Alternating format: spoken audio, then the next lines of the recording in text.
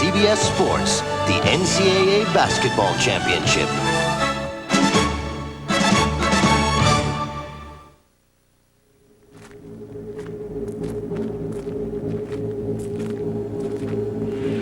It's a good rule never to dribble when you can pass. The two-handed chest pass is the one most commonly used. That's basketball? That might have been okay for the first 100 years, but let's play basketball.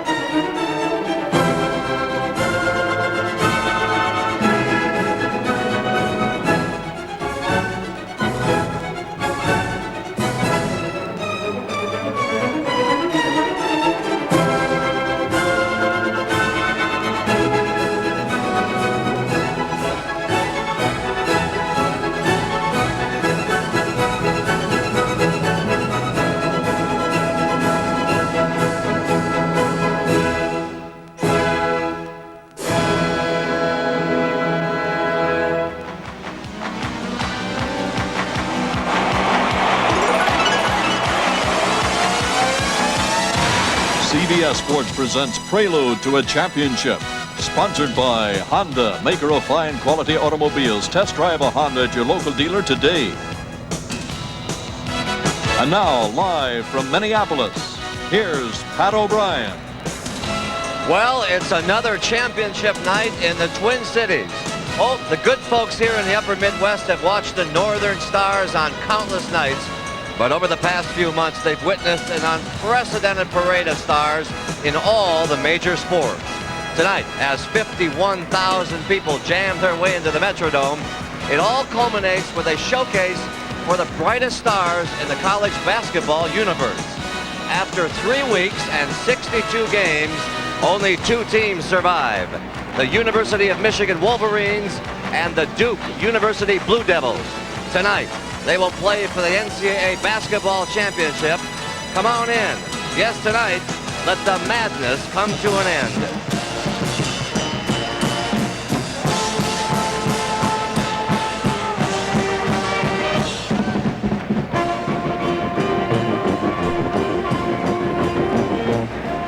Got room for one more basketball inning? One more good one. Okay, one more game. Hi again, everybody. I'm Pat O'Brien, and welcome to a prelude to a championship, along with Mike Francesa, who's been my faithful traveling companion along the road to the Final Four. And Mike, we've reached our last stop tonight with Michigan and Duke. Tip time at 22 past the hour, and this trophy is what they're playing for tonight, the big one on the line. And neither side can stand in the way of history tonight, Pat. One team will write it. Duke as a repeat champion, or the fabulous freshmen of Michigan, who in their own words look tonight to shock the world. Tonight, Steve Fisher's Michigan is looking to avenge an 88-85 overtime loss to Duke during the regular season. And for Duke, the stakes are even higher. You see Mike Krzyzewski arriving a short time ago, kissing his family off the bus, looking awfully serious here. You'd think there'd be a couple smiles here, but they were very serious. Get the lipstick off. He's going to be on camera all night. And he goes into the arena here to do battle tonight. Krzyzewski's Blue Devils are within one victory of becoming the first school to repeat as national champions since UCLA in 1973. That, incidentally, was the year in which all 5 of the fabulous freshman starters for Michigan were born. Right now, let's go down to courtside to check in with our Final Four roving reporters, Leslie Visser and James Brown. Leslie has been covering Duke, and we'll start there with last year's NCAA champions, for whom a big question has to be the health of Brian Davis. Now, you may recall that on this play early in the second half against Indiana on Saturday, Davis injured his left ankle. You see him going down there, right there. It was initially diagnosed as a high ankle sprain, and as you can see, it left him in a great deal of agony. And here is how he hobbled out on the Metrodome court after he got off the bus, and he came in on crutches tonight, walked into the hallway, and Leslie Visser is standing by now. And Leslie, you've been all over this story. What's the latest? Pat, Brian Davis came out for warm-ups. He took a couple of trips up and down the court. He told me he was in a great deal of pain. He went back into the locker room, and he had a special heel lift put in his shoe to cushion the blow. Now, after having ultrasound all day long, he says that a la Kirk Gibson and Willis Reed, he's going to give it a go tonight, although he will not start. He'll be replaced by Grant Hill, who's also nursing an injury, a bruised right knee. What does all of this mean? It means more minutes for Cherokee Parks, who is Duke's fabulous freshman. For more on the other freshmen, let's go to James Brown. JB? All right, Leslie, thank you very much. And Michigan has a little concern about one of its players, specifically 6'9" center Juwan Howard, who's got a case of intestinal flu. Now, Juwan actually started feeling bad in the semifinal game Saturday against Cincinnati, felt the worst yesterday when he lost a lot of fluids and was completely drained. I talked to him a few moments ago. He said he is strong enough certainly to play in this championship game, but I think it bears watching him because he certainly should get fatigued as the game wears on. You know, I'm a little surprised at how remarkably calm these freshmen are. Jalen Rose says we're approaching this game like it's another pickup game. Assistant coach Perry Watson said this is a case of where being a freshman is serving them well because they're too young to know they're supposed to be nervous. Right now, let's take it back upstairs to never nervous Patrick O'Brien.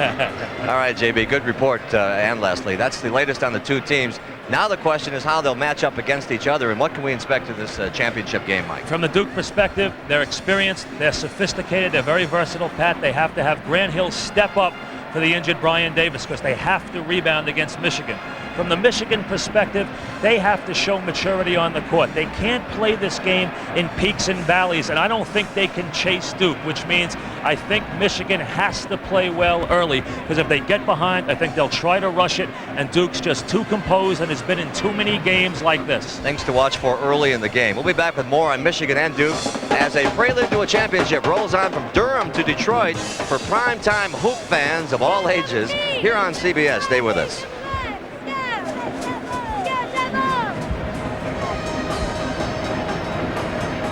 Beautiful night here in the Twin Cities, and this year when you look for champions, chances are you've been looking at the Metrodome. This is where Washington crushed Buffalo in Super Bowl 26 back in January, seems like a year ago. And who could forget the Twins' stirring 7th game victory in the World Series? And so as the new baseball season opens today, maybe it's only fitting that we, make ourselves at home here at the Dome. We're actually on first home plate. This is the one they used in the 7th game, and Dan Gladden's footprint is still on there. He stepped right here, and his next step was in Detroit. You know, while the Final Four is a familiar place for Duke, Michigan starts 4 19-year-olds and 1 18-year-old who are only in their 2nd semester of college. We asked the youngsters from both schools what winning the national title tonight would mean to them. It was a dream of mine, you know, growing up watching all the NCAA Final Fours with the last-second shots, you know, Michael Jordan and the great battles between Patrick Ewing and Hakeem Olajuwon. And, you know, I told my parents one day, you know, I'll be in the Final Four winning the national championship, and now it's just reality. We'll have 2 national championships under our belt, and not many programs have done that. Absolutely no programs have done that, you know, back-to-back in 20 years or something like that, and that's just outstanding. We haven't been able to enjoy it yet. We haven't been able to see all the shops with Michigan apparel and see all the fans and things like that, but it's real exciting. It's a dream come true. It would be a dream for me. I think if we were able to win a national title, it would we would put ourselves really in a class by ourselves as far as basketball programs and things that people have accomplished. You couldn't put it into words. It'd just be real sweet. Hearts are beating a little faster tonight inside the Metrodome, and we'll be back with more of Prelude to a Championship in just a moment. Stay with us. Welcome back to the Metrodome. Michigan and Duke preparing to play for the national title. Doesn't get much better than this. Right now it's time for Mike and me to turn the microphones over to our colleagues Jim Nance and Billy Packer at courtside. Gentlemen, let's make some history tonight.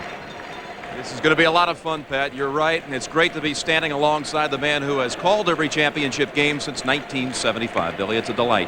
114 days ago, on December the 14th, we witnessed the coming out party, so to speak, of the Michigan Wolverines. It was an overtime thriller, quite simply, and I think there's a chance we have another one tonight. Very possible, Jim. I think in that 114-day span, we might have seen the best regular season college basketball we've ever had. And, of course, I come away with a memory that night of the Michigan club that no longer had potential. They were a club that was going to be a factor all year long, and of course Duke proved to be a #1 type team. One of the reasons why Jalen Rose, the outstanding guard for the Wolverines, Billy. He was the MVP of the Southeastern region. Comes in here as a great leader, one of the smartest players I've seen come on the college scene in quite some time. A great floor leader, and he's been doing it with his scoring as well. Bobby Hurley is 16-1 quarterbacking the Devils in NCAA tournament play. Well, I thought last year he probably played the best point guard play that we have seen in NCAA tournament play almost in history. This year he's picking up right where he left off. A great winner, a great floor leader. Christian Laettner closes out a memorable college career tonight. Just look at what he's accomplished. Not only the buzzer beaters on 2 occasions to get them to the Final Four, but the all-time tournament leader in scoring. Free throws made, free throws attempted, number of games played, and the only 4-time Final Four starter. Could even become the all-time steal leader tonight, Billy, in tournament play. Well, here's a key thing for Michigan. They have got to stay in touch with Christian Laettner. Probably be Juwan Howard. Look at the space here on the swinging of the ball by Duke University. What's going to happen is they swing it to Laettner, who can play on the perimeter. There's a whole side cleared out for Christian Laettner. Juwan Howard has to stay closer because when he charges Laettner, Laettner goes by for one of his patented dunks. The Wolverines in the tournament have been able to close the door on the opponent's top score. They've stopped them since the Temple game. 2 out of 11 for Kilgore. And look at Byron Houston, the All-America. 2 out of 14 with 8 turnovers. And Jimmy Jackson under 50% from the floor and 9 turnovers. And, of course, here is that leader, a dominant inside player, Chris Webber. Last year, the #1 high school player in America. He has not let anybody down in his play this year at Michigan. He is an inside force, Jim. It's Michigan and Duke for the 1992 National Championship. Lineups are next. Michigan, a 6 seed out of the Southeast. The first 6 seed in the final since Kansas of '88. And here's the road to the national final. In fact, oddly enough, 4 of the scores are very similar. And for Duke, East Regional champions, including one of the classics, the victory against Kentucky in overtime. And now let's introduce the starting lineups for the honors. Here's Frank Fallon. Good evening, ladies and gentlemen, and welcome to the Metrodome for tonight's national championship game between the Michigan Wolverines and the Duke Blue Devils. And now let's meet the starting lineups.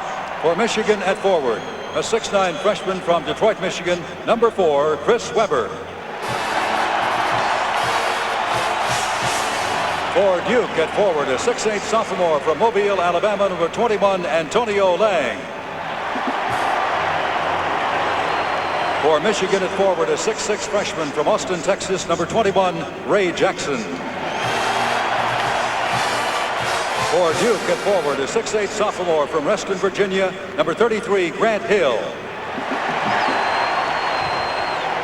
For Michigan at center, a 6'9" freshman from Chicago, Illinois, number 25, Juwan Howard. For Duke at center, a 6'11" senior from Angola, New York, number 32, Christian Laettner. For Michigan at guard, a 6'5" freshman from Plano, Texas, number 24, Jimmy King. For Duke at guard, a 6'5" junior from Lancaster, Texas, number 12, Thomas Hill. For Michigan at guard, a 6'8" freshman from Detroit, Michigan, number 5, Jalen Rose. For Duke at guard, a 6' junior from Jersey City, New Jersey, number 11, Bobby Hurley. And the coach of Michigan in his 3rd season, Steve Fisher. And the coach of Duke in his 12th season, Mike Krzyzewski.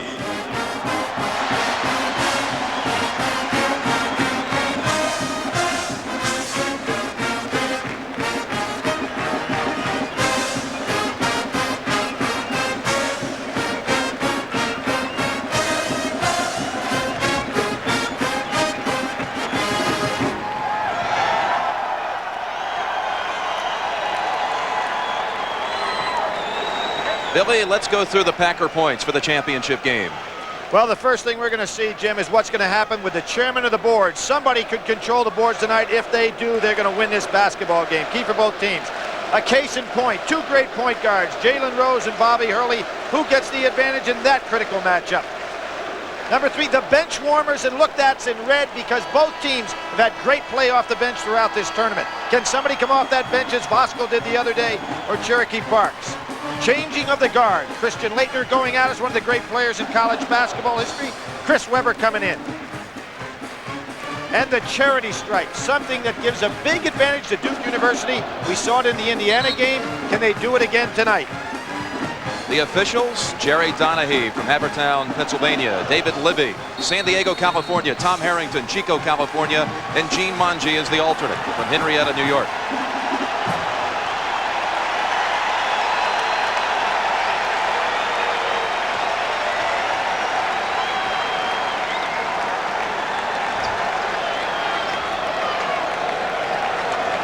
Webber and Laettner. And the 1992 championship game is underway. It's going to be King on Hurley to start.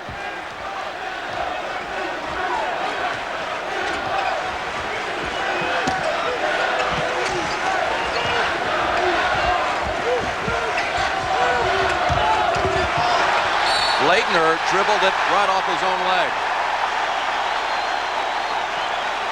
Jim, remember the telestrator when we said keep in touch? You notice how Juwan Howard early on in that first game stayed away from Laettner when he on the perimeter. Today, he's right out there with him. As Howard with the ball. He had flu-like symptoms yesterday and stayed in bed. Tough pass inside. Jackson tries to squeeze it over to Webber, and Hill is pounded to the floor. A foul against Webber. Good job of collapsing man-to-man by Duke University. It looks like Mike Krzyzewski has decided to put Laettner on Webber, put Lang on Howard, figuring that Webber is the guy that could have the big game.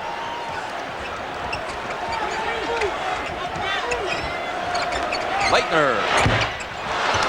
Hill gets the long rebound. Stripped out of his hands. It belongs to Duke. Grant Hill with 3 great putbacks for offensive rebounding baskets in the Indiana game was a key to that great run that they had to get back in the lead.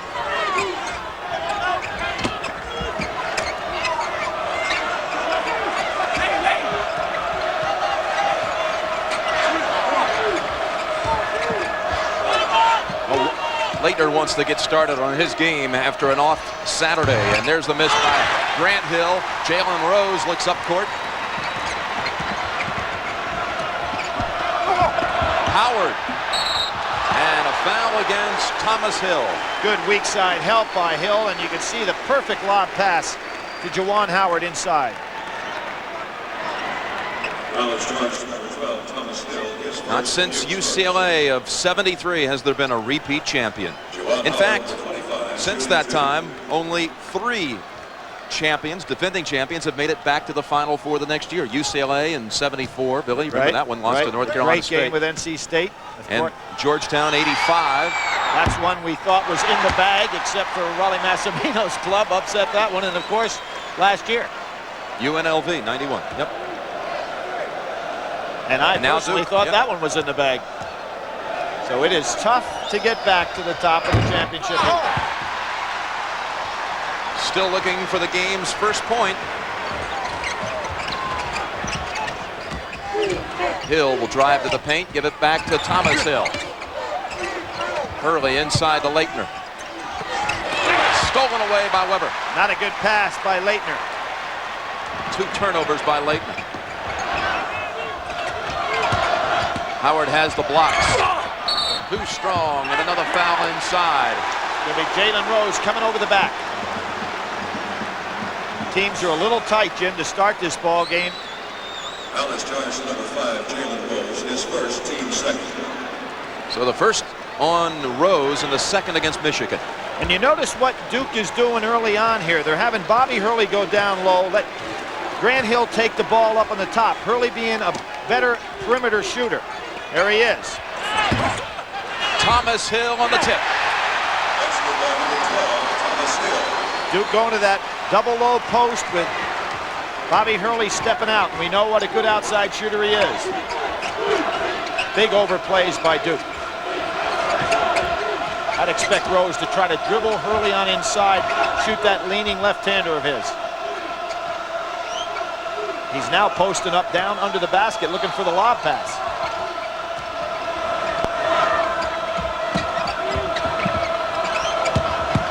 Gets around Leitner. Blocked by Hill. Grant Hill blocked it, but right back to Michigan. Jackson saved it. Got it over to King, and that's a 3. Jimmy Jackson lit it up early against Cincinnati. He was the one fella that seemed to have his stroke.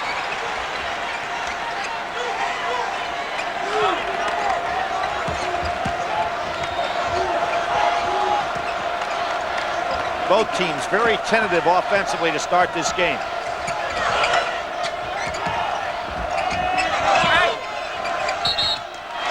Traveled. Already 3 turnovers on Christian Leitner.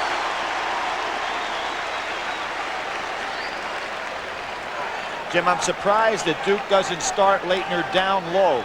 Try to get him on a roll with some easy baskets as opposed to playing on the perimeter so much with Howard.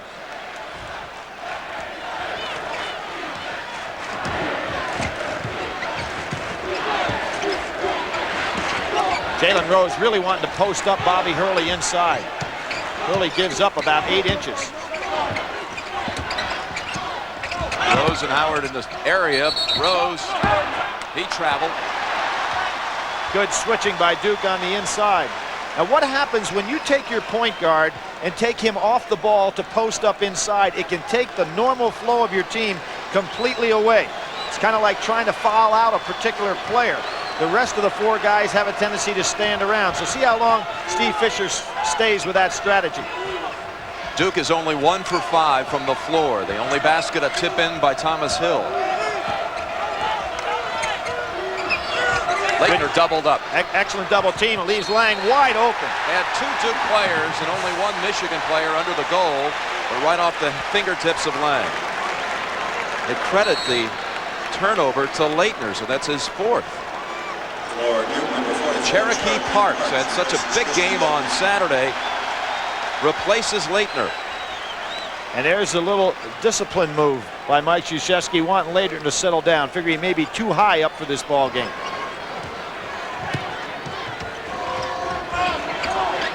And here's where Rose can be more effective. Howard right over Parks. He challenged it right away. And goodbye, Mr. Weber.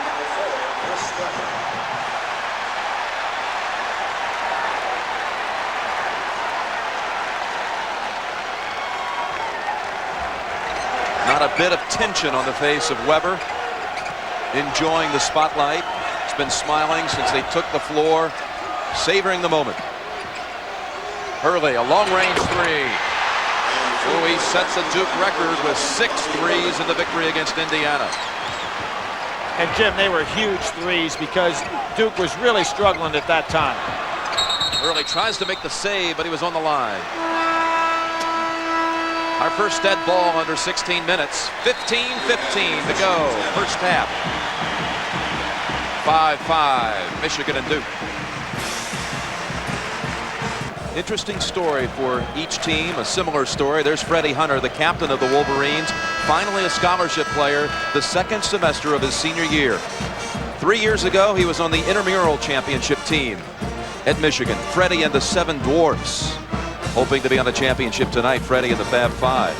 And on the other side, there's Ron Burt, who was one of 38 Duke players trying out for the team on October 15th. A year ago, he was on the Duke intramural champions, the Dream Team, and now his dream with a ring could come true tonight. Jim Leitner back in the game. Mike Krzyzewski just trying to get his head on straight with a little bit of a sit down.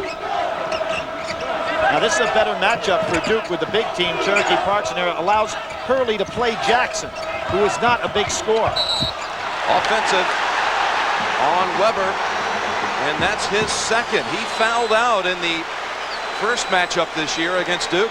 And you'll see Christian Leitner gets over in front of him. Weber really had an angle, but he pushed off with that inside hand. And Jim, not only did he foul out of that game, we remember what happened in the Southeastern Conference, the Southeast Regional game against Oak State, when he had to sit down with foul problems and thought it was all over, and his freshman teammates said, hey, we're going to win this one for you in advance, and they did. Yeah, he fouled out of that game at only 18 minutes. So Eric Riley is in for the Wolverines, replacing Weber.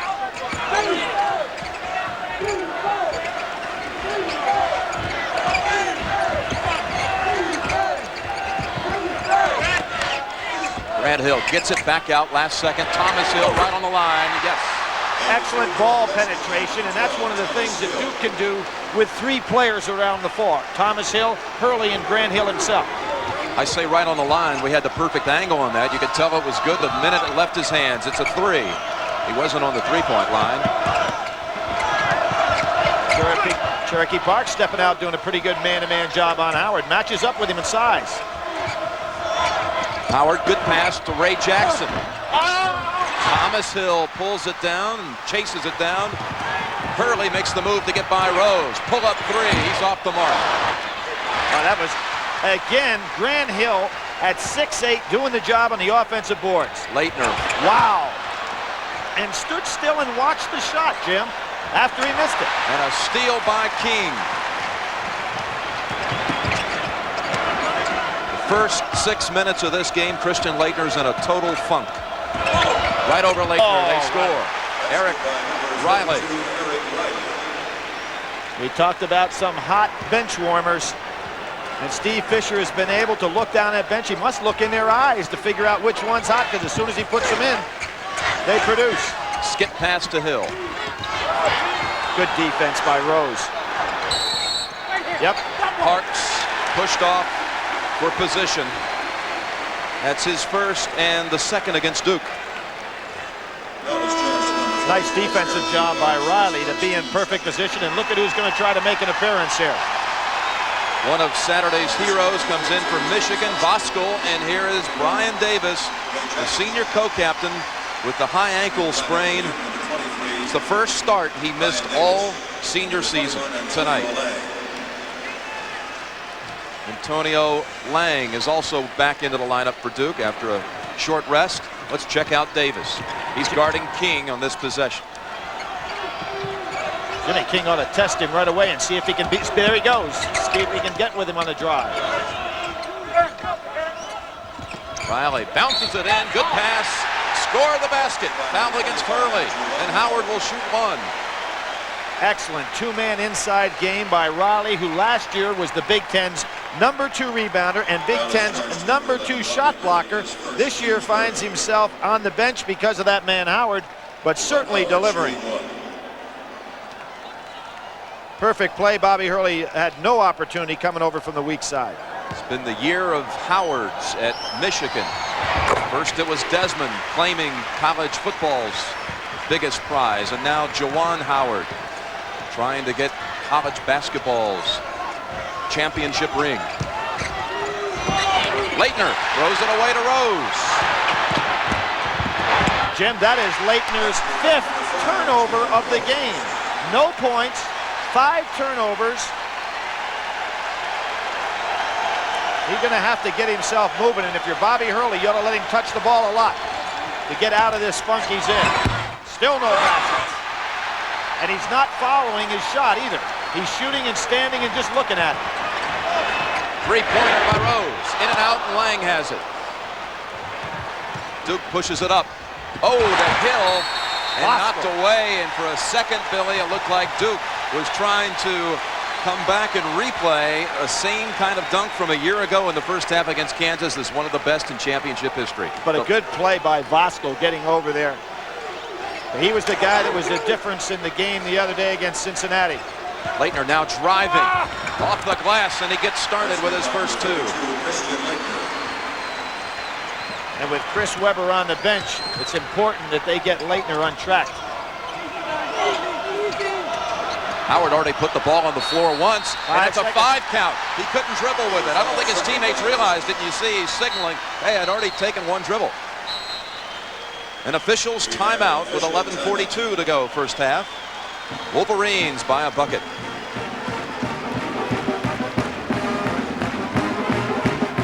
Broadcasting legend Kaywood Ledford calling his final game tonight for CBS Radio.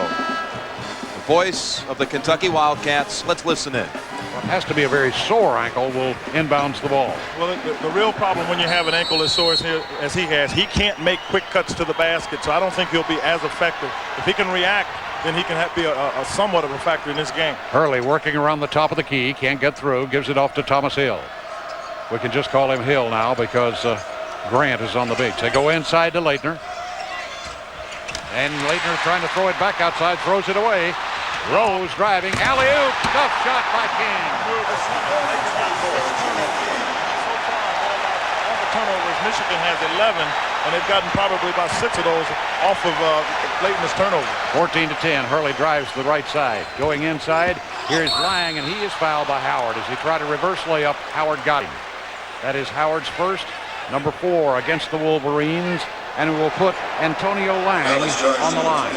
Among the Duke starters, he is the poorest free throw shooter, 66% coming into this game, and he's looking for his first score of the game right here. He'll get 2 shots. Michigan has been to the free throw line 3 times, made 1. This will be Duke's first 2. Michigan with a 4-point lead, 14-10. Antonio Lang puts up the first of 2, no good. And boy, it was a brick. Oh boy. He pounded the backboard with that one. The only chance it had was to bank in off the board. Didn't make it. Lang back on the strike. Shots up. Rattles a rim, but it stays in there. 14-11. And Duke goes to a full court press for the first time. With the ball is Riley. Puts down a dribble, shows some... Oh, he throws a bad pass. After the trap got him, he leaped into the air, committed himself. Kaywood Ledford. Our best wishes to Kaywood, working the game on CBS Radio with Quinn Buckner. And you know, Billy, when Duke knocked out Kentucky in the East Regional Final, Mike Krzyzewski and all that pandemonium went over to the Kentucky broadcast setup, got himself a spare headset as Hill hits, Thomas Hill, and wished Kaywood Ledford all the best in his retirement. A class move by Mike Krzyzewski on what had to be a disheartening moment for Ledford, who thought he might be going back to the Final Four with his Kentucky team. Of course, the last time a Kentucky team played in the Final Four here was the only one ever held in Minneapolis, 1951, and they came away with a victory. There's Hurley with a breakaway. Picks up the loose ball and takes it to the glass for 2.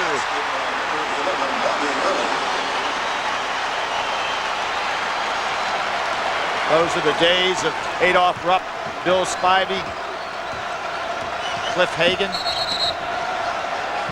Hurley on a hand check. And that's 2 on Hurley, 4 on Duke in the first half. You can see Webber out with 2 fouls. Now Hurley's going to have to sit. There's Hurley splitting everybody on defense. Vosco stays with him. I thought Vosco gave him a push right there and got by with it. No call by the official. Hurley scored anyway, so Hurley has to sit. Webber has to sit, so 2 of the key players in our matchups are on the bench with foul trouble. And Leitner in a situation where he has 1 basket and 6 turnovers. Brian Davis is defending Howard. Here's the matchup. Howard shoots it over him for 2. What about Brian Davis from what you've seen so far, Billy? Well, he's able to get up and down the court, but I don't see any movement out of him in regard to quickness and all. That'd be anticipated. I have never seen Duke turn the ball over quite as much as they are today. Very uncertain in their offensive set, and a lot of that being the fact, I think, that Christian Laettner has not taken over on the offensive end. Hurley right back in after a quick blow, and Brian Davis sits. 9 turnovers for Duke, but Duke trails by only a point. Jim, I'm going to go back to the Indiana game where I thought it was not a smart move by Duke to have Christian Laettner play that entire second half and basically take no shots and not touch the ball. He has not gotten in sync at all with their offense. These two clubs met in the opening in the semifinal game in 1964, the year UCLA started a great run with Hazard and Goodrich. Duke beat Michigan that particular year, and then, of course, UCLA beat Duke for the championship. Grant Hill gets the pass, no, right off the hands of Laettner. King floating, missing. Thomas Hill lost it for a moment, snatches it back. His 4th rebound. They clobber Grant Hill. He'll go to the line for 2. Jim, if there's any huge difference between these two teams, it is the charity stripe. In the case of Michigan, they have made 58 less free throws than their opponents and shot 35 less. Duke has made 290 more free throws than their opponents and shot 450 more. So a great imbalance in regard to the number of times these teams go to the line. A lot of that is orchestrated by the way their coach forces play on transition and with penetration to get there. 2 for Hill as we look now at the support graphic, Billy. Free throws for Duke. You can see they're averaging 32 a game. And again, 26 more free throw attempts than Indiana on Saturday. That foul was against James Bosco. Now with Weber back in the game, one of the things that he has got to really be careful is on the offensive glass, not going over somebody's back. Rob Pelinka has come in for Michigan. He was a member of the '89 Wolverine championship team. Here he is, Pelinka. Remember who took the shot at the end of the game against Duke up at Michigan? It was Pelinka off the bench. In his first action, they brought him in at the last minute. An outside shooter. That foul against Grant Hill, and his first and Duke's 5th. Billy, I know you want to send out some best wishes tonight to Frank McGuire. He's a Hall of Famer. He suffered a stroke today. 78-year-old coaching legend, and of course he led North Carolina to one of the all-time greatest triple overtime victory over Kansas and Wilt Chamberlain for the national championship for the Tar Heels. We wish him well. 1957. Right. Triple OT in the semis, triple OT in the finals. And Weber will have one more. And here's Chris Weber having foul shooting trouble once again. Shooting a little bit now under 50% on the year.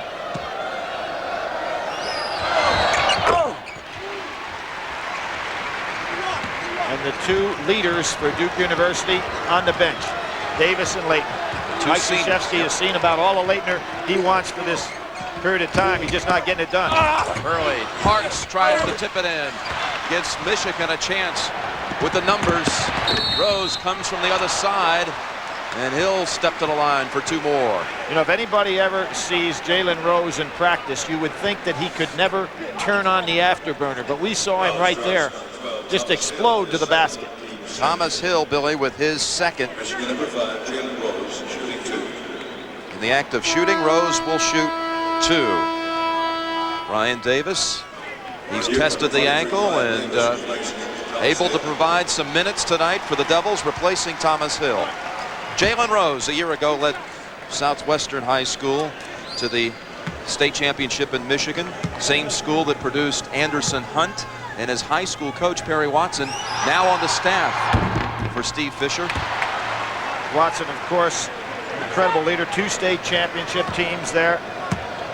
Incredible overall record, was picked as the National High School Coach of the Year, and they were the #1 team in high school basketball a year ago.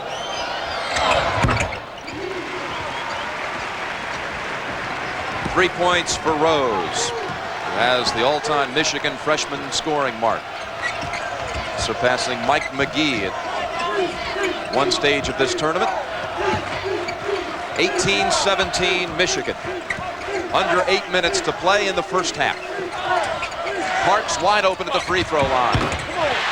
Good step out by Cherokee Parks, who came in and did a great job against Indiana, picking it up right where he left off. The Michigan players have to realize Davis doesn't have good mobility. They need to put the ball on the floor and drive by him.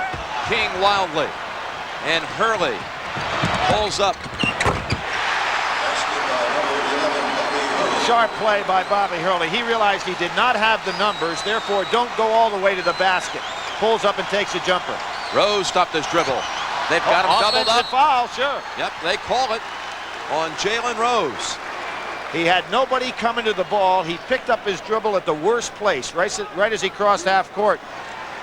Jalen upset, but there's no question he's the fellow that committed the foul by using his elbow to split the defense. His second, team foul number 6.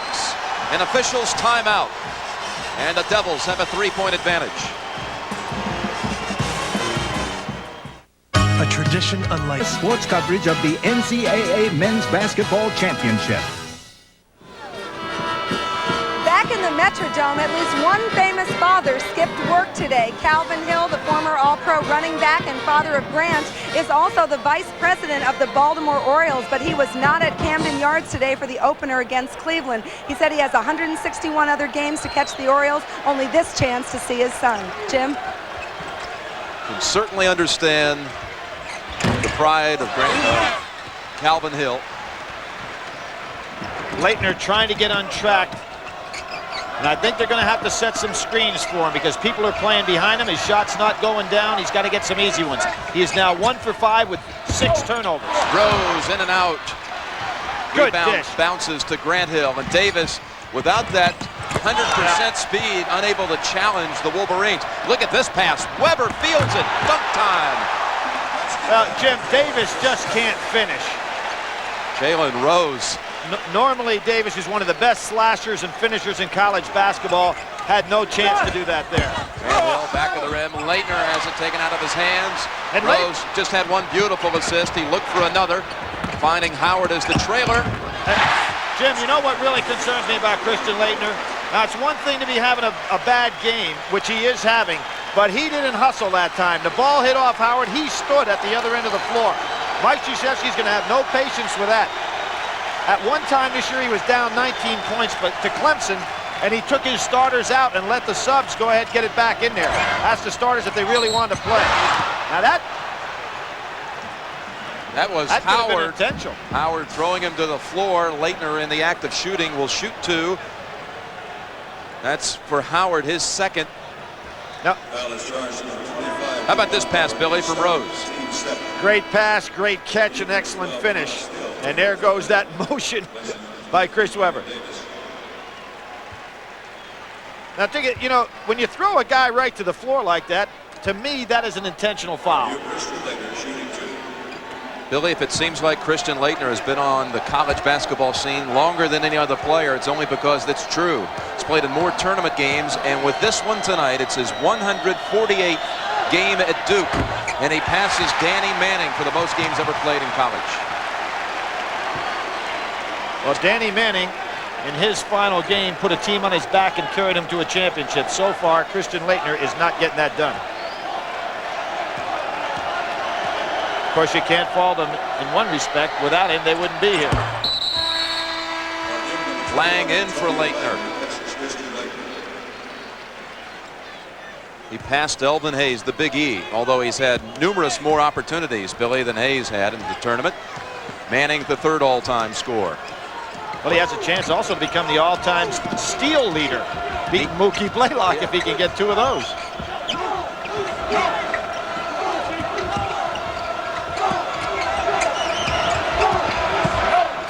Howard spinning around. Hurley would have the numbers again. Pelinka went down. Driving past King. Loose ball. Lang in there. Oh. Weber just takes it away. And how about that dribbling ability of Chris Weber? How about the numbers behind the back, and Palinka scoring and a foul. Some sensational dribbling by Chris Weber on both halves of the court. And then what a feed. Jim, I said at the top of the show, we may be seeing the changing of the guard.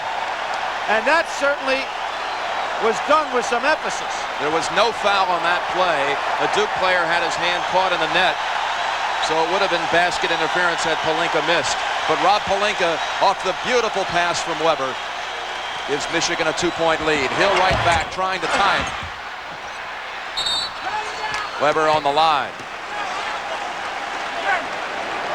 Weber's dribbling just to get free of the good defense was something, and then when he puts it behind his back, Palinka with a 360, and the reason for the whistle, as you pointed out, Jim, it would have been goaltending had it not gone in anyway.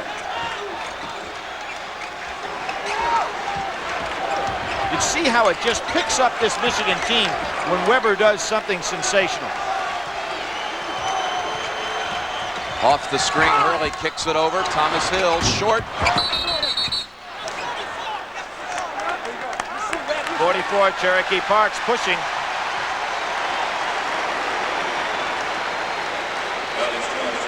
A moment ago, Krzyzewski dealing with Christian Laettner.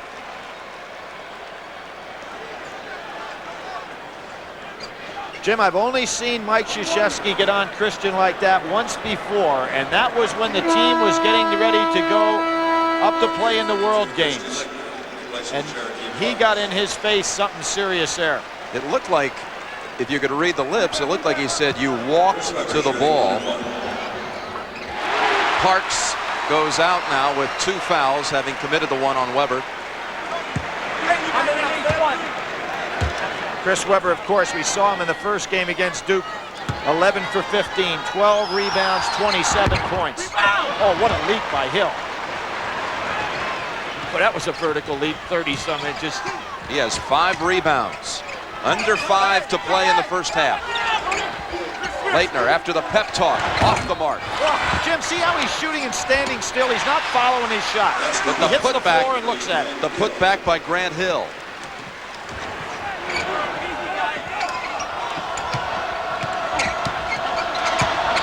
Good ball handling by Howard, and dishes on the baseline. Weber missing. Rose follows.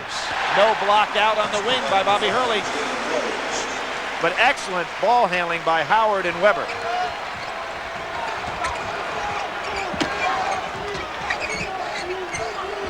Grant Hill wants the baseline and uses the glass to perfection. 6 for Grant Hill. Nobody glides in any better than he does to the basket. Back screen that time. Howard almost had it.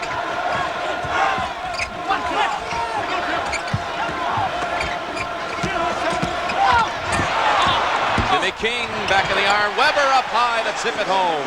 And no block out on the inside. Mike Krzyzewski saying Hurley got pushed off. No call. Good switch by Chris Weber. Boy glides past Weber this time. Does Grant Hill. 3 consecutive baskets for Grant Hill. Jim, Weber made the switch that time, and he was looking for some help on the inside. But Howard has the position. He's working Laettner over inside.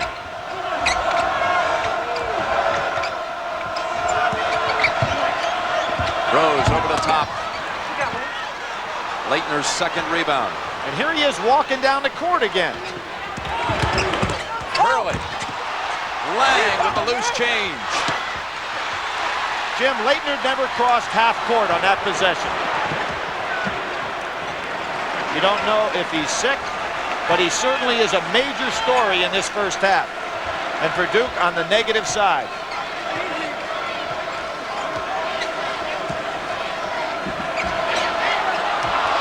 Turnover by Michigan. And watch Laettner, Billy. Jim, see, Jim, here he is. You have 9 guys. He'd normally be under the boards battling. Look, he's up over at half court. 9 men down on the other end of the offensive end of the court. An official's timeout. Over 50,000 inside the Metrodome with 2 minutes to go in the first half. Billy, the game summary to this point. Your thoughts? Well, kind of interesting. Duke is getting the job done on the boards, and even though they're hitting the offensive boards, they can't get the putbacks because Michigan filling right in on them. Good block out by Grant Hill. Smart play. Here's some numbers now to support what you were talking about. Field goal percentages, Duke under 40%. Duke with 11 turnovers. Leitner with 6 of those. Being guarded now by Riley.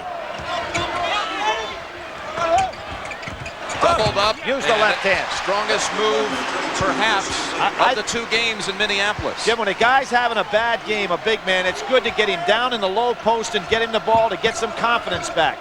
He's been playing so much on the perimeter. When you're not hitting your shot, that's tough for a big fella. Remember Freddie Hunter? We told his story, how he was on the intramural champs. Here he is in the game now. Oh, and he throws it away. Hill stole it. Made a great play, actually, to deny Jimmy King. Leitner thought he might challenge Riley. He's looking to get in the low post. There he is. Hill has to just throw it right into the hands of Vasco. That was another bad pass. It was. Leitner put Hill in a disadvantage there. Good hedge by Lang. Now he's got to stay with him. Rose up high. So smooth. Jalen Rose, such a smart basketball player. When he saw the hedge taking place by Lang stepping out, he forced Lang to take him, and Lang can't stay with his dribble. Duke kids look very tired at this point in the game. Going to hold it for the last shot of the half. And Steve Fisher's not coming out to play him. Duke has its starting lineup on the floor for the last possession of the first half. There is actually a 1-second difference.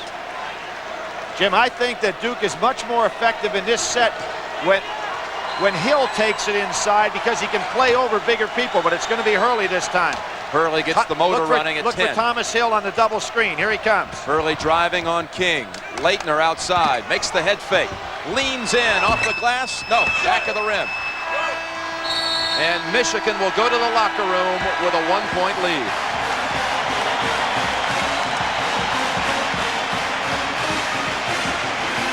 The end of the first half with the score, Michigan 31, Duke 30, and CBS Sports coverage of the NCAA Basketball Championship will continue after this message and a word from your local station.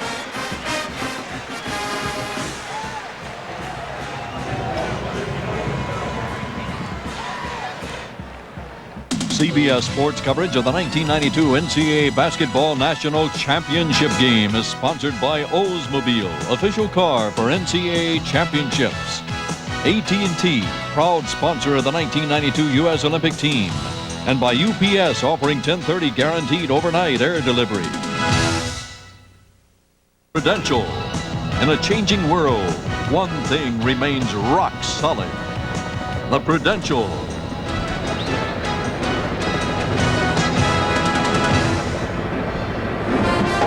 Inside the Metrodome, the Wolverines of Michigan lead the Duke Blue Devils 31-30. And the story tonight so far has been Christian Laettner. He comes here, folks, as Superman after that big game against Kentucky. And tonight he is suffering again after having a poor game on Saturday. Into the locker room he goes. And hi again, everybody. I'm Pat O'Brien along with Mike Francesa. Welcome to the Prudential at the half. What is wrong with Christian Laettner? I think that's the question a nation of basketball fans are asking. I think the Duke coaches are asking the same question. Pat, 2 of 8, lethargic play, looks unsure every time he handles the basketball. I don't know the answer. I don't even know if they know the answer. I'm sure they're trying to find out tonight. Absolutely. Right now in the locker room. Well, the national championship is the most fitting time for us to celebrate the 100th anniversary of Dr. James Naismith's invention of the game of basketball. Curry Kirkpatrick, who covers college hoops for Sports Illustrated magazine and CBS Sports, takes us for a nostalgic spin down memory lane. Will the circle be unbroken? Happy birthday, basketball. Once you were conceived in peach baskets, now you've grown into domes. Once you embraced the Wonder Five, now every team has 5 players of wonder. Born in a Y in Springfield, Mass., the good Dr. Naismith delivered you to Kansas, to another legendary coach, Fog Allen. Dr. Naismith, he could sit in this room right here all day long, and you would never know he'd invented the game because he would never tell you. 100 years ago, Naismith perceived basketball as a game between 9-man teams with no dribbling, no pivoting even, and a jump ball after every basket. Is that weird or what? Of course, if the old doctor were alive today to see basketball, he'd ask the same type of questions. Like, what is the deal with this net? And what else have you done to my game?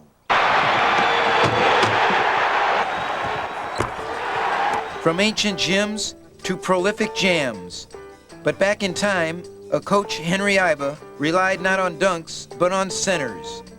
Foothills Bob Kurland of Oklahoma A&M and monstrous George Mikan of DePaul began the legacy of the battling giants. They called us goons and all those kind of things.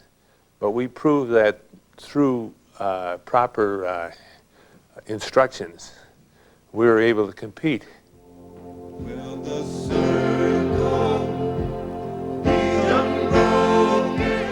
And the torch is passed from coast to coast, from the redhead Bill Walton, who taught the real deal, Shaquille O'Neal. The more basketball changes, the more it remains the same. Lucetti of the running one-hander begat Cousy of the behind-the-back pass, who begat Oscar of the glorious all-round game. Legendary Bearcat to anonymous Bearcats. Morning, today, tonight. Coach K of the volatile to Coach K of the serene, who despite all of Duke's Final Fours, can never shake bitter rival North Carolina, whose coach is another dean, who learned this grand game from a familiar Fog, who got it straight from the hands of the doctor.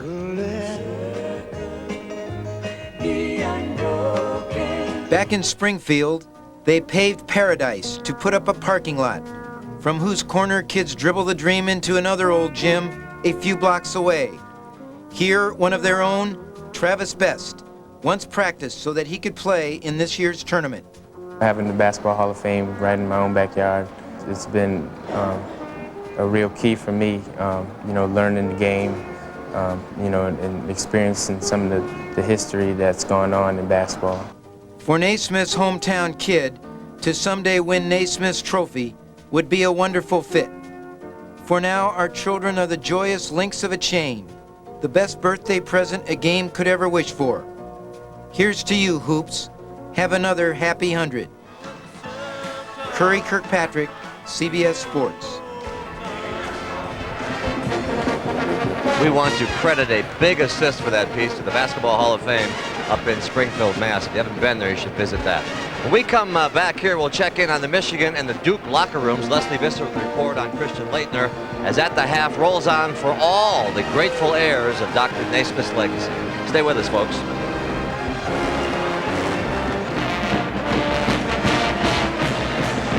This I can guarantee you. None of those 51,000 people, including the bands, are leaving here tonight. Michigan leads by 1 point at the half in a championship game. And welcome back to the Prudential At the Half. Time now to check in with our roving reporters. Let's begin with Leslie Visser, who is standing outside the Duke locker room. Leslie?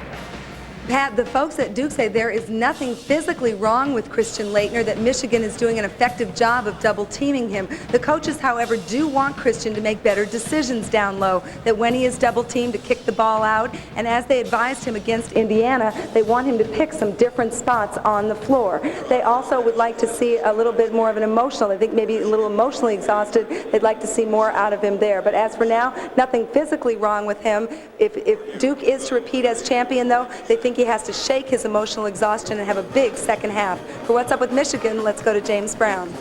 All right, Leslie, thank you very much. The Michigan coaching staff was not alarmed coming up the stairs at all when they went into the locker room at halftime, but that's a part of their continuing philosophy not to unnecessarily upset the youngsters, to talk to them calmly and rationally. But there is reason to be alarmed when you consider that Duke is out-rebounding Michigan. They turn the ball over more than Michigan. They're shooting poorer from the floor than Michigan and only trailing by 1. So there is reason for major concern because Duke does a great job of adjusting in the second half. The major adjustment for Michigan, per the coaching staff, is for Jalen Rose to be more active on the offensive end to initiate things because the rest of the team takes his cue from him.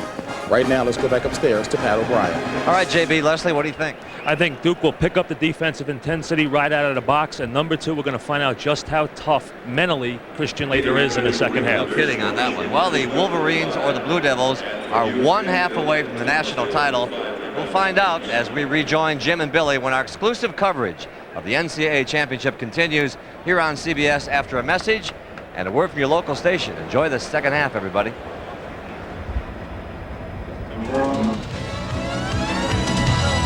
The Prudential at the Half was sponsored by The Prudential. In a changing world, one thing remains rock solid. The Prudential.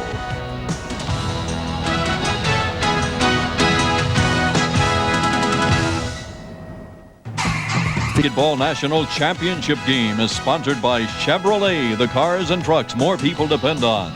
Reebok, who asks, who is the world's greatest athlete, Dan or Dave? And by Pizza Hut, home of the new Pepperoni Lovers Pizza, with 25% more pepperoni. Michigan 31-30 at halftime. Close first half. 4 ties, 12 lead changes, and the largest lead at any one time was 4 by Michigan. Hey, Michigan was very late coming out here, Billy, for the second half. There were only about 40 seconds of warm-up time for Michigan. I looked at the referees. They said they have never been in a situation where neither team was on the floor when they came back out. The story, obviously, was the first half. What was Christian Laettner? And I think back, you talked about his great stats.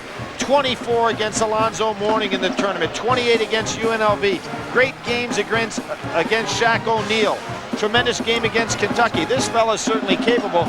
It'll be interesting to see how he responds in what is going to be the last half of his collegiate career. What's your gut feeling? Will he have a big half? Yeah, after what I saw in the first half, Jim, which really shocked me because I've seen him throughout his 4-year career, I've never seen anything like that before, at any time, in any game.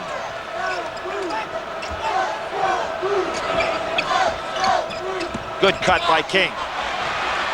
King couldn't handle it, though, and Duke has the numbers. Back to Laettner. They get him started right away. Well, if you're going to get a big man started, get him down low. That was a good cut by King. He just couldn't handle the pass. Solid screen looking for the lob to Howard. He's got good post position.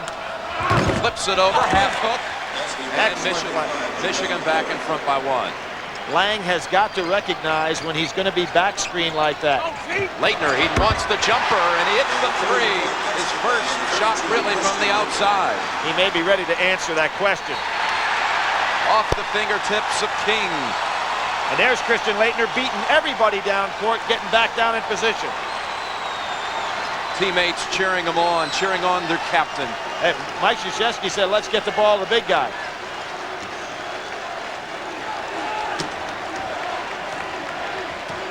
Hurley brings it over to Laettner's side now. He'll go across. Clear out. As Hill drives baseline. Jalen Rose couldn't handle Hill on the clear out. 9 for Thomas. Duke has its largest lead, a 4-point lead. Weber challenging Laettner, missing the hook. Howard, who did not score in the first half. Did not get a rebound the first half. That was his first one of the game. Right by Laettner. Weber, score it, and he'll shoot 1. Jim, I think he is so effective. I mentioned in that first game we did this year, he reminds me so much of James Worthy with that great drop step he has in the low post. And you can see he is by Laettner before Laettner even can react. Second foul on the end of this play, Billy, by Grant Hill. Watch that quick reverse. It's the second time tonight Weber's going around him. So quick. In the first game, Weber dunked on Laettner, and they talked a little bit. He said, "You've just been dunked on national television." Laettner came back and later dunked on Weber and said, "That's how you do it, little kid." They talked a lot on that first one, Billy. Well, there hasn't been much conversation at all tonight, which kind of surprised me. Look at him driving. Laettner gets caught, gets it out to Hill. Great block. Blocked by Jackson. Hurley trying to draw a foul on that play. Howard has the rebound. Hurley didn't try to make that shot as much as he tried to get Rose to foul him. Rose with the 3. Leitner's 4th rebound. Up ahead to Hill.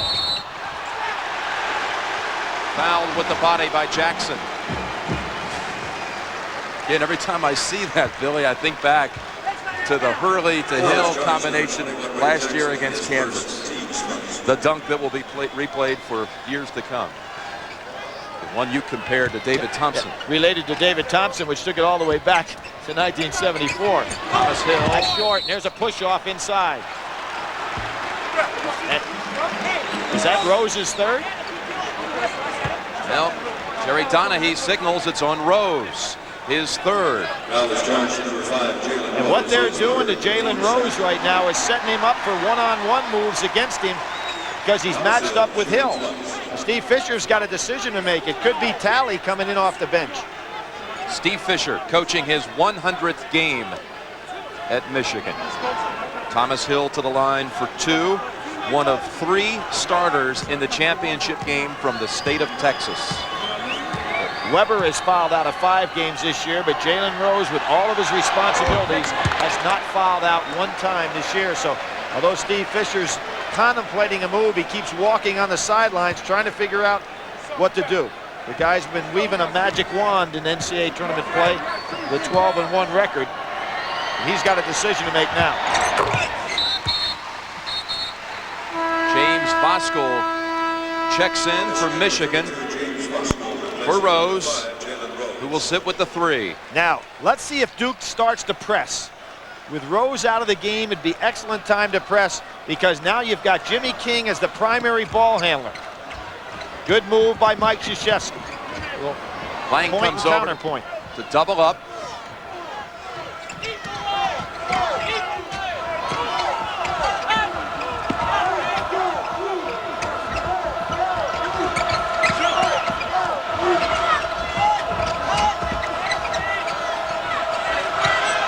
King, 2-pointer, had a foot on the line, and Leitner has the rebound come right to him. Lang bouncing it into Hill. Oh, that's 3 on Weber now. 3 on Weber, 3 on Rose. A repeat of the Indiana situation where 4 players fouled out, and Duke put them in a very precarious position on that great run they made in the second half by going to the charity stripe time and time again. Weber had looked like mostly all ball on the play.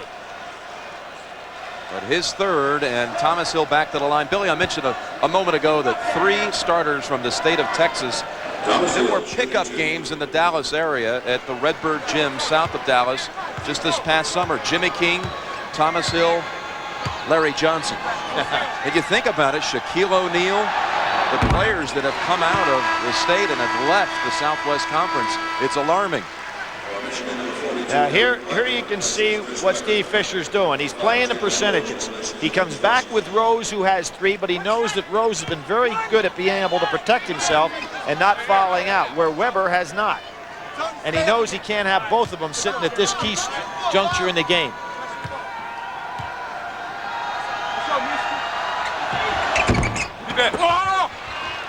Howard on the rebound for his 3rd rebound, all in the second half. Riley posting up Leitner. Leitner comes over to help out on King. Good rebound. And Lang starts the break. Leitner on a wing. Hurley gets it back to him. Slipped out of Leitner's hands. King was on the line. Another great event starts Thursday night on CBS. Late night highlights. The first round of the Masters, both Thursday and Friday night. Weekend coverage coming your way as well on CBS. But you can see they want to get the ball to Thomas Hill down there. He's got Rose on him, and he's trying to post him.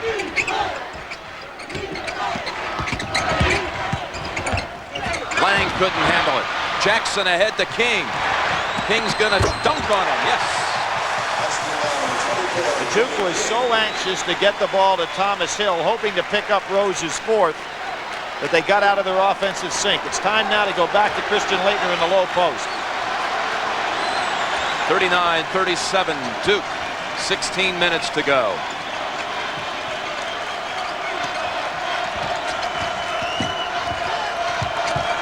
Brad Hill slips it in to Lang, and Duke dunks right back on Michigan. third time today that Grant Hill has taken him with that floater on the baseline.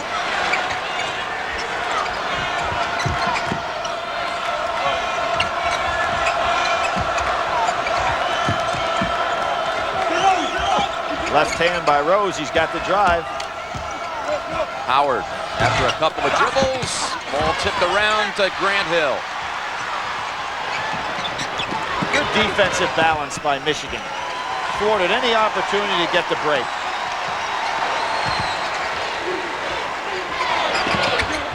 Immediate double team. Three-pointer is short, way short. And with a dead ball under the 16-minute mark, an official's timeout in the national championship game.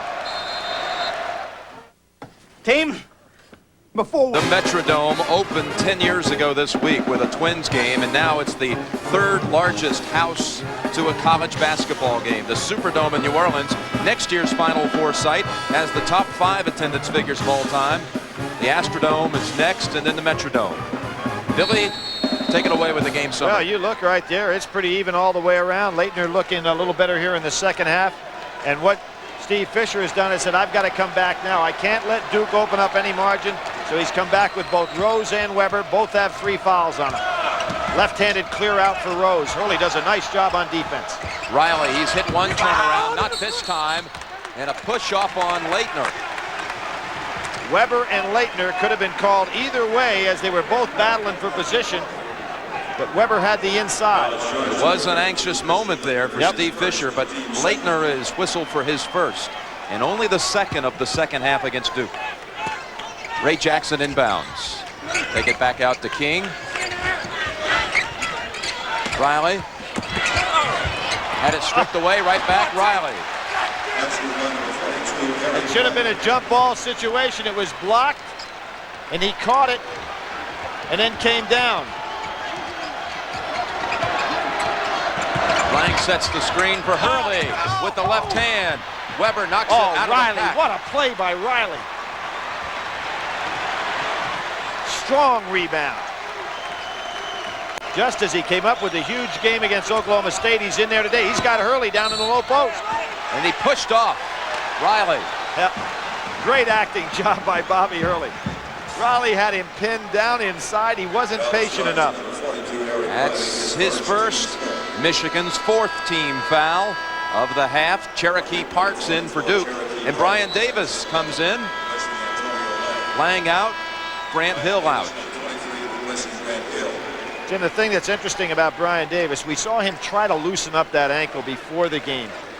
And he didn't have an opportunity, obviously, to loosen it up because Duke was only out for about 30 seconds of warm-ups to start the second half.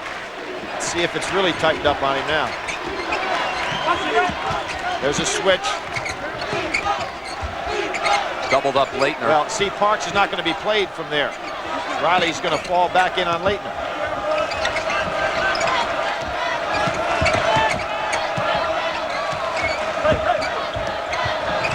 Duke looking like they wanted to get something down inside with Parks and Leitner in the double low post. 10 on the shot clock. Davis wide open. Riley snags it for Michigan, his 4th. Rebound.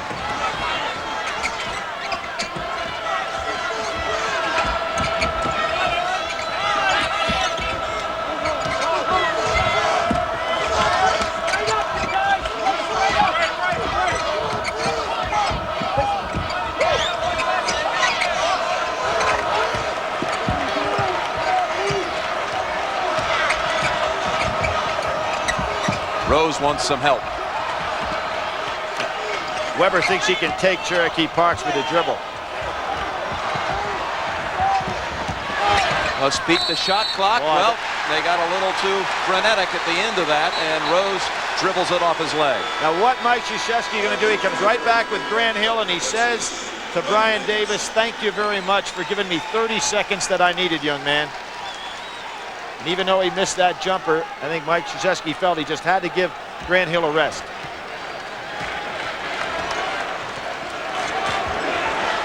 Tell you a guy who could have given him some minutes tonight's Billy McCaffrey at 16 in last year's final. Hurley missing the layup. Leitner on the follow. No, Parks. He'll go That's to the line. another one on Rose. That's his fourth. Great follow plays on the inside by Cherokee Parks. Charge to number 5, Jalen Rose, his fourth personal foul. And what Jalen Rose is saying to me is replay that one, see if that was my foul. And you know what? That one might have been, not the first one. And he's got to come out of there now. It's got to be Talley coming in, and it is going to be. That was a great defensive effort, the last possession of Michigan's on behalf of Duke. Just took away every shooting opportunity. Parks and Leitner talk. He's the heir apparent to Leitner's position. And what a way to burst onto the college scene by making your first 11 field goals in college. That's what Parks did. And now Talley comes in and Rose out with the 4 fouls. Jim Parks, another one of those super recruits, a McDonald's High School All-American. 8 of the 10 kids that started tonight were McDonald's High School All-Americans. So when you wonder where that talent pool is coming from, that would be a perfect example. You don't get here if you don't have players.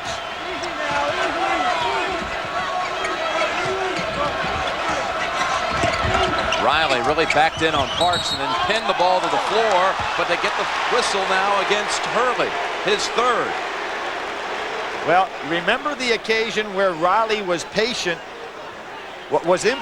and the foul was called on Riley. This time, Riley just stayed with it, and they picked up Hurley. So that's pretty even trade-off. Duke leads it 43-39 with 12:30 to go. Nice fake. Nice fake. Too strong on the shot. Weber with the rebound to kick it out to Talley. Short on the 3. Tapped again to Talley. Bounces it right into the hands of Davis, who returns. And you notice Davis said to Bobby Hurley, no fast break. This game has been lacking almost completely of any transition baskets. Jim, you said it right. It's like a heavyweight boxing match by 2 old heavyweights that are just slugging at each other, neither one able to break open. No knockout punch until, well, look at that, almost going in on the alley-oop pass. And it was really, it would have been an easy play for Hill had that been thrown on the money. Bobby Hurley can't believe he misjudged that one. Not a pretty game at all. Well, like I said, like a championship fight with 2 aged and overweight fighters and no knockout below. They go 15 rounds, and you can't tell who gets the decision. Riley on the blocks, doubled up. Weber gets Leitner to commit, dumps it inside to Talley. Oh, great block by Cherokee Parks, the leading shot blocker on the Duke team. It'll be Duke's basketball when we come back. An official's timeout.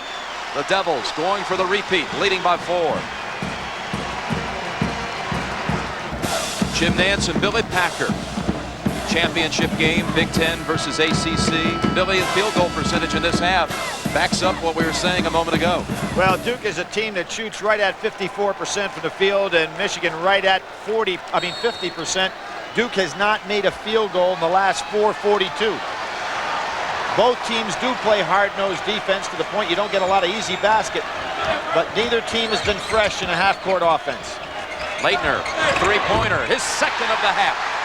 Well, that was a good-looking shot. Nice follow-through by Christian Leitner. 13 points for Christian Leitner. Duke has its largest lead, a 7-point lead, and a foul on Parks, his third. Duke's 4th. Well, an experienced player in Riley who went through the Big Ten wars last year as a starting postman, just getting better position than his Parks. Parks is trying, but Riley's using the edge in experience. Rose comes back, Billy, with the 4 fouls, and Ray Jackson goes to the bench. Kind of surprised at that one. A little early to get Jalen in there. He fouls out, and they're really missing their leader down the stretch. I thought Steve Fisher would wait about the 6-minute mark. Instead, 10:51 to go. Real gamble here. Bosco. Oh, he had 9 in the second half against Cincinnati. There's his first 2, but a driving shot similar to one he made and was fouled on in the last game. In 9 and 7 minutes. Thomas Hill makes a juke on Rose, missing. Weber, no doubt about that rebound, his 7th. Thomas Hill ought to drive on Rose and not pull up with a jumper. Make him follow him all the way to the basket.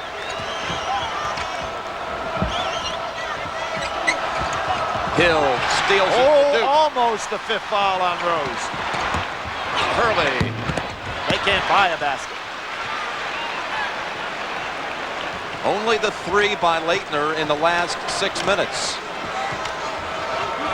Hurley's 3 for 11 from the floor for the game. Isn't it amazing how much quicker Voskuhl seems than everybody on the floor? He's got the fresh legs. What we're seeing in the Duke team is a club that has really had the battle to get here, and they are just worn down. The lead had been 7 a moment ago. It's down to 3. Weber with 12 points. Mike Krzyzewski using a little clock here.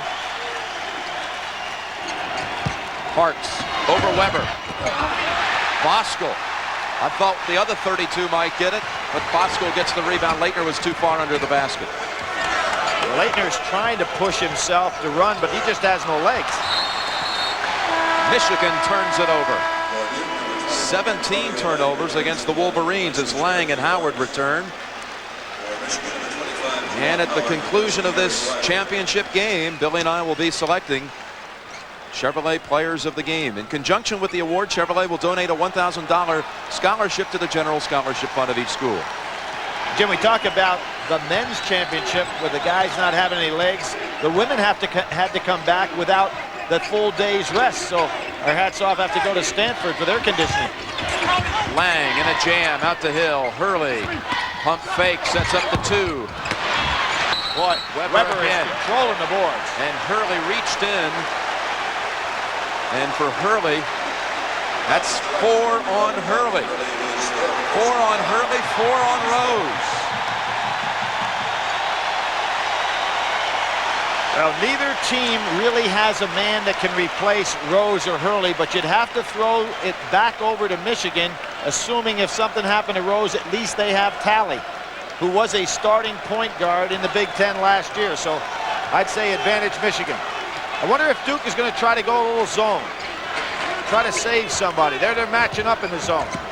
Rose off balance. Not a good shot. Hurley with the rebound all alone. And what's this going to take away for Hurley is his ability to penetrate, because he can't draw any charges. Duke has made 1 of its last 10 shots. Leitner inside, working on Weber. Gets the fake, and he'll go to the line for 2. He may have been better off shooting the first time after the fake. Well, he's so good at getting on that line. You can see Weber, who is going to... Tremendous head and shoulder fake by Leitner. And that's the 3rd on Juwan Howard. Colonel Leitner will go to the line. That's what his teammates are calling him. He won all of these College Player of the Year awards and just recently was named the Rupp Award winner. And when you get the Rupp Award presentation, they make you a Kentucky Colonel. So kind of ironic with what he did to Kentucky this year. They call him Colonel on this Duke team now. Davis in for Hurley. Yeah. And Rob Pelinka for Michigan is back. And Jim, you can see what Mike Krzyzewski is going to do when Hurley went out this year, as we remember, with the injury to his foot. It was Grant Hill that went to the point guard position, which is what he's going to have to do tonight. But without Brian Davis, that means Hill really would have to play almost all the remaining minutes while Hurley sits down. So maybe that injury to Hurley during the season actually helped Duke, because they experienced playing without him for a little bit. Give Leitner his due. He has come back with 10 points in the second half, and Duke leads by 5.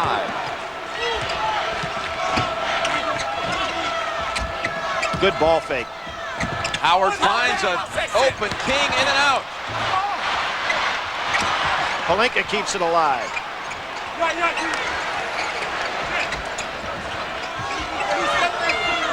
Obviously, the ball hit the rim, and therefore the shot clock was set back at 45. Jimmy King to Pelinka, blocked by Hill. Pelinka tried to improvise with the left hand. Some block by Grant Hill. Hill, Leitner, and Davis, and Lang on the court. And Mike Krzyzewski saying, I've got to rest my players by using this clock some. We saw Mike Krzyzewski go to this strategy when Hurley got hurt. They did this an awful lot. So they learned a lot during that period of time this season. At one point, Grant Hill out, other point, Hurley out. Billy, they take 30 seconds off the clock. Now they put it back in play with Hill missing on the drive. Look at Davis fighting for it with the sprained ankle on the floor. Rose at the other end. Gets the roll. 9 points for Jalen Rose. One of the things is tough is to complete a play when you go all the way in because Weber and Howard are so big inside. Timeout called by Duke. Under 7 minutes to play. No one able to pull out with the big lead. It's now Duke by 3.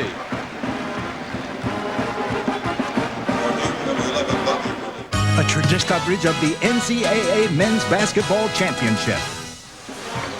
Duke has made only one of its last 11, but still leads by 3. Rose and Hurley with 4 fouls each. The Michigan team had a guest speaker last week, a motivational speech from Bo Schembechler. He told him, I didn't like you guys at first, because I didn't think you played with teamwork. But you guys have now grown on me, and go get it, go win it for Michigan. Christian Laettner on a drive, can handle it. Look at him. Oh, what a finish. Hey, he is gutting it out here in the second half. Let's give him credit. First half he disappeared. He doesn't have his legs here tonight, but he's gutting it out with everything he's got. He has 12 of Duke's 20 in the second half. And Weber's taking a challenge on right now. He wants the ball down low against Laettner. Over the top, Laettner steals it. Puts him near that steal record. That's one shy of Mookie Blaylock. And by the way, Steve Fisher said to pass along best wishes to Millie Schembechler, who's been under the weather, and said the whole team's thinking of her. 50-45 Duke with 6:10 to go. Pelinka on Hurley. Hurley again, saddled with the 4. Jim, before that basket by Laettner, Duke had hit their first 3 shots in the half, and then they were 2 for 14 up to Laettner's shot thereafter. That's 14%, and they're still in the lead. Laettner, by the way, has scored their last 7 points. Hill driving past everyone. Move again. And he has the spin on it. And a great play, a smart play by Antonio Lang. He was going to go up to give that a little touch and pulled his hand back.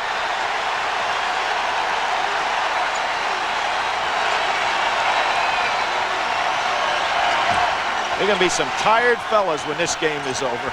King, 3-pointer. That's a push off inside. I think it's going to be on Weber. It is on Weber. His 4th. 4 on Weber, 4 on Rose. And that's number 7 against Michigan. That'll put Duke on the line for a 1-and-1. I think that was an ill-advised 3 by Jimmy King. Yeah, it was. He didn't seem real sure of it. They're getting frustrated, and a lot of that is because Duke is playing great defense on their end of the floor. They're just not getting any easy shots. Remember the pass that Howard, it was probably an ill-advised pass that Laettner picked off where he tried to go down inside on Weber. James Voskuhl signals for a Michigan timeout.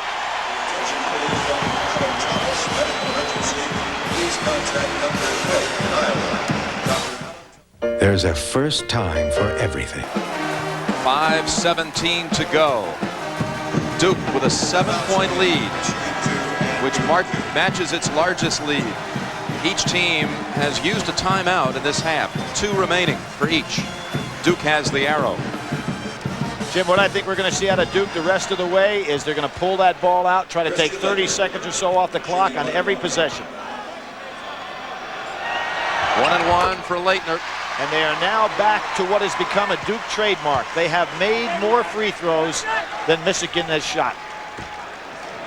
Laettner says, I've got a bad memory. I don't remember last year's championship. I want another one. And he hits 2, and he is starting to take control of this game, Billy. Yeah, he's showing a lot of courage in this game. Coming off of that first half and coming back the way he is now. He has 19 points, and Duke with its largest lead of 9.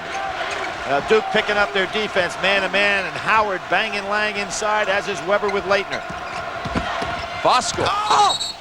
Locked it. I think Laettner enjoyed getting up there on the boards on that one. Foul on Antonio Lang, his first. Jim, it's going to be really interesting to talk, regardless of the outcome of this game, to Christian Laettner afterwards and find out if he was physically or mentally drained at the start of this game, because it was so unusual to watch him not follow his shots, not be able to get up in the air. And you know, sometimes the emotional strain of all these kids have been through can just wear you out. You just don't have any effort whatsoever available. Voskuhl, 2 shots. Michigan now with that free throw. 3 points in the last 5 minutes. Voskuhl and Riley were redshirt freshmen on that '89 championship team. They sat on the bench in street clothes. Now trying to contribute to the Wolverines' championship hopes And look tonight. at what happened. Michigan realizing Duke's going to try to occupy some time, picking up full court. Boy, that's asking a lot of effort. Steve Fisher has his team well scouted. Leitner. Voskuhl almost had that one. Leitner called for it. He's doubled up, swings it over to an open Thomas Hill. Drives for the 2. Tipped up. Oh, what a rebound by Thomas Hill. He really got off the ground on that play. Mike Krzyzewski loved it. 13 for Hill. Voskuhl, 3-pointer. Oh, there was a push-off by Jimmy King. He knocked Thomas Hill right under the basket and got away with it. Duke has possession and a 9-point lead with 4 minutes to go.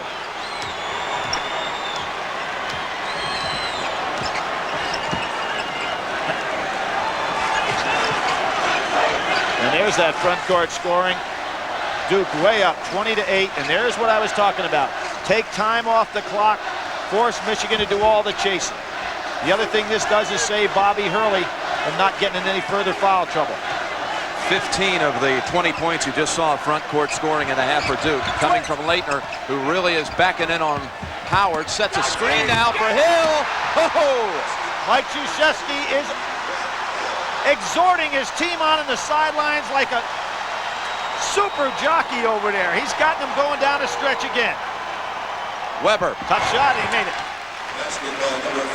3:15 to play. Steve Fisher's going to have to press full court as Duke is going to occupy this clock. He's got to come out and get him.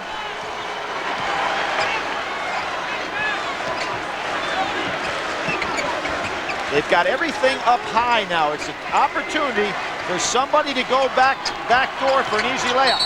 Hurley called a timeout. He was doubled up by Weber and King. Calls the timeout. Duke has only 1 timeout remaining.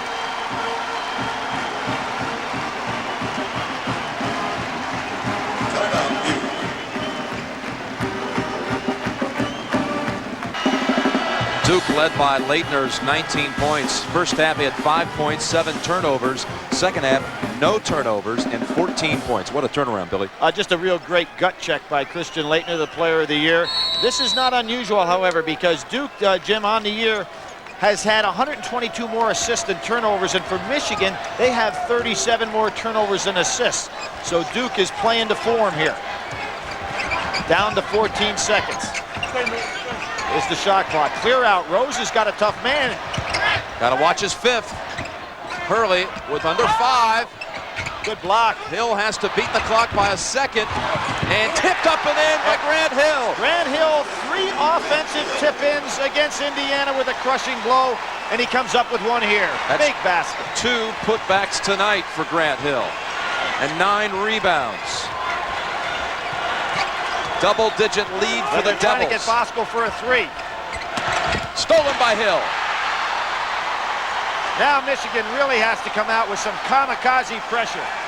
Steve Fisher can't wait any longer. Under 2. Under 2 to play. Lang is open. Lang for the jam.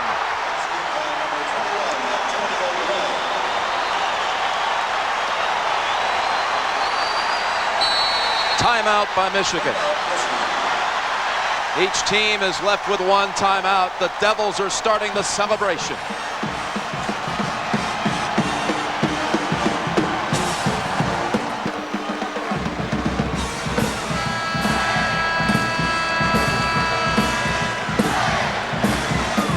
This is how Duke saw it a moment ago, and Mike Krzyzewski was animated as well at that time. After the jam by Lang, a 13-point lead, 1:44 to play. They've got to be thinking 3s here. Voskuhl's a man they'd like to take, and Howard with a long one. Grant Hill with his again. 10th rebound. And Bobby Hurley just wants to use clock here. Thomas Hill will shoot free throws. Fouled by Voskuhl. That's the 8th team foul. It'll be a 1-and-1 situation. Jim, kind of surprised that Steve Fisher doesn't start playing that game of a certain team for offense and a certain team for defense and figure out like Pelinka's a three-point shooter, Voskuhl a three-point shooter, Jimmy King a three-point shooter. They've got to surround down there and go for threes.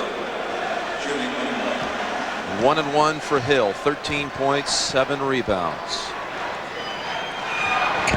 And that second number, Jim, is the one where he has played a huge game tonight. Called upon to go inside time and again to rebound, and he's come up with some great plays.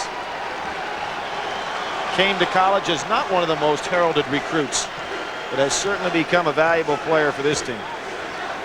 Even played for the U.S. team in the summer, Billy. Big future, Thomas Hill. Weber with his 11th rebound. He has another double-double. Rose with a 3.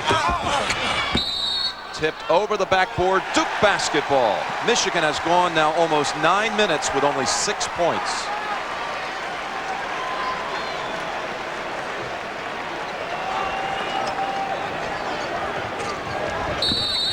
Reach in on King. Still a 1-and-1. That's the 9th team foul. The next foul situation will be a double bonus. We'll shoot 2.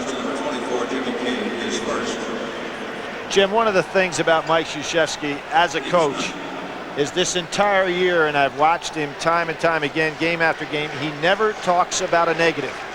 And I think that this team probably rode on his back tonight more than at any time in his coaching career when he went in there at halftime. He just does not allow a team to quit. His team certainly didn't have it in the first half. He kept them in that locker room. And give a lot of credit to that fellow who is now going down in the history books with some of the great ones. Only the second coach to take 5 straight teams to the Final Four, and he'll join John Wooden. Wooden was the last to repeat.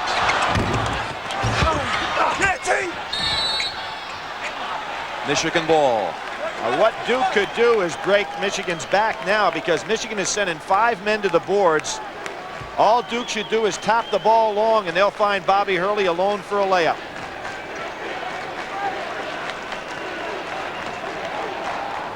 Weber. Rose.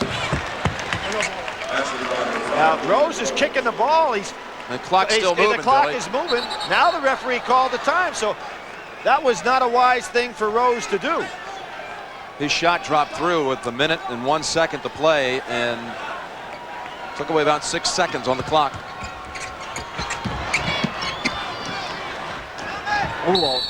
Pass with nothing on it. Riley could have picked it off. Thomas Hill will shoot 2. That's 10 team fouls.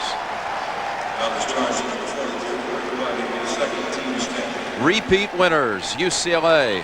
Well, so many times in that remarkable stretch. Cincinnati, Bill Russell in San Francisco, Kentucky, and they were known as Oklahoma A&M back in 45 and 46.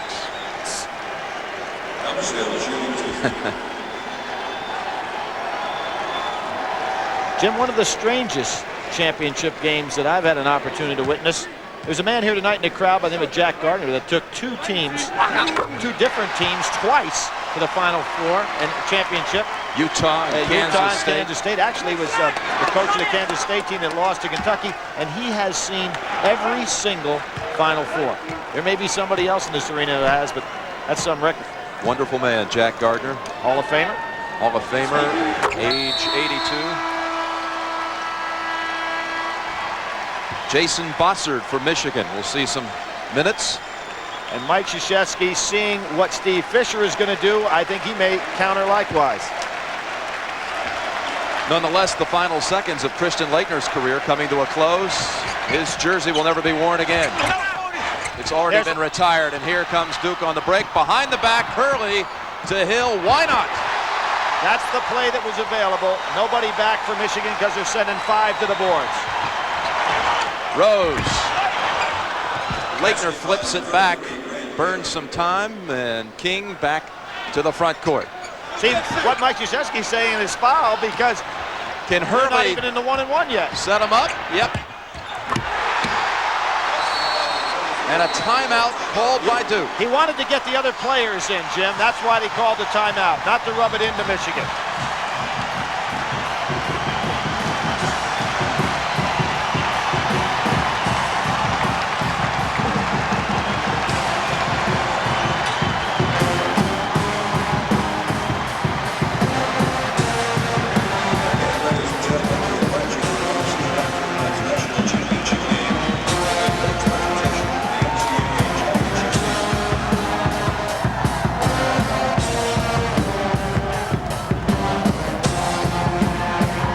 Oh, I'm sorry. Well,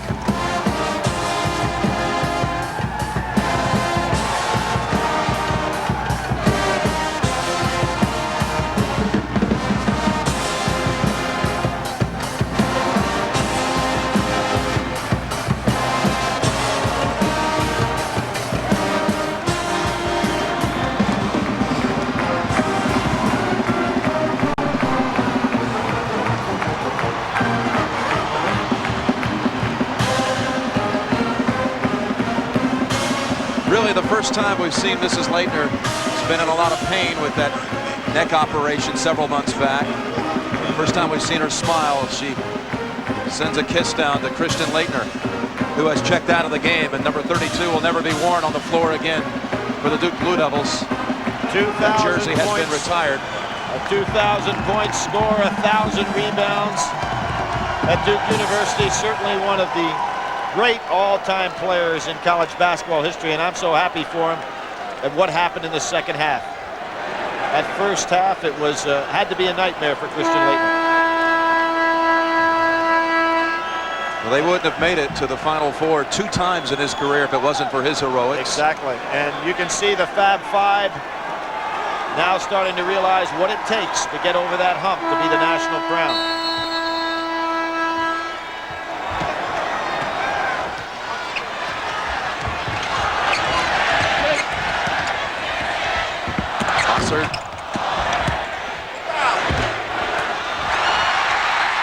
The game is over. The Duke of Destiny has won it. For the first time in 2 decades, college basketball has a repeat champion.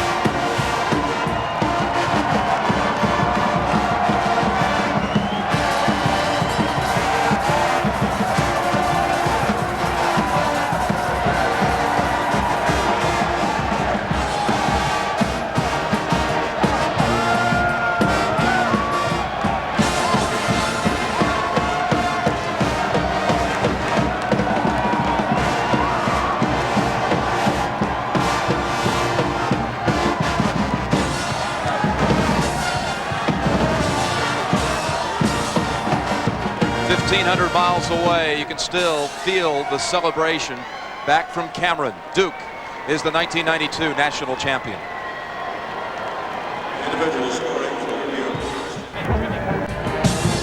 Well, Duke's championship run in 1991 began right here at the Metrodome with first and second round victories, and now back-to-back victories, and it ends the second half right back at the same spot. Mike, what about tonight's game? Terrific defense in the second half, and Bobby Hurley and Grant Hill played great games for us, and so did Thomas. Christian had his worst half of the year, but then as a true veteran, he comes back in the second half and kind of leads us. But our defense in the second half, I think, was the story. Christian really did lead you in the second half, but we were all wondering at halftime if there was something physically wrong with him. No, I don't know if it's just the emotion of going through this whole thing. He was not himself. 7 turnovers, are you kidding me? He was throwing up bricks, and we were only 1 point down. So we knew if we could turn up the emotion and get him back in the ball game, that we would have a shot at him. Well, he came back with 14 points in the second half. Billy? Grant, I want to ask you, here comes Christian. Great going. I want to ask both of you fellas. We sat there, as Imagine Mike did, in amazement. Were you fellas emotionally spent or physically spent in that first half? Has it been that big a drain on you guys? No, I don't think it's been a big drain on us. I think Michigan had a lot to do with our poor play the first half. We weren't making shots. I was playing real weak. We weren't rebounding. And in the second half, we came out and we did a better job. And we weren't emotionally spent physically or mentally. Michigan was playing real well. So I would imagine that the halftime that Coach put on you must have been one that was rather physical. Well, Coach just all he did was challenge us at halftime. Just to go out there and play 20 minutes tough. But we weren't playing hard in the first half, and we were making a lot of mental mistakes. So we just tried to come out, play hard. You know, we knew Michigan was going to play hard, and I'm just so happy we came through in the stretch. Christian, we've got Bill Walton in our truck. He was watching the game. You're the first guy since Walton that's been able to take a team to back-to-back. What does that feel like? Well, thank you. It means a lot. You know, the most important thing is that it's the Duke team, and we got the second national championship. Last year we had to work real hard to get the first one. It's just the best feeling to go out your last game at Duke on a winning note. Congratulations, guys. Congratulations. Duke again, the national champions, and all the best to you, Mike. Terrific job. And let's go now over to Pat O'Brien. All right, thank you, Jim. And our Chevrolet players of the game, Grant Hill, who stepped up big for Duke, and Chris Webber of Michigan, our Chevrolet players of the game. And dear Mrs. Leitner, we're sorry we questioned your son at halftime, but he stepped up too. He answered every question in the second half, got him right out of the box well. And Grant Hill, who will emerge as one of the top players in all of college basketball next season, Pat, especially with Leitner gone, had an immense game. He had to step up, as we said in the pregame. He was able to do that. You told me at the hotel Grant Hill would step He's the up guy. tonight. As for Christian, better Leitner than ever. That's true. I'm sorry about that. The trophy presentation is coming up after a commercial and a word from your local station. Stay with us here. We're having fun now.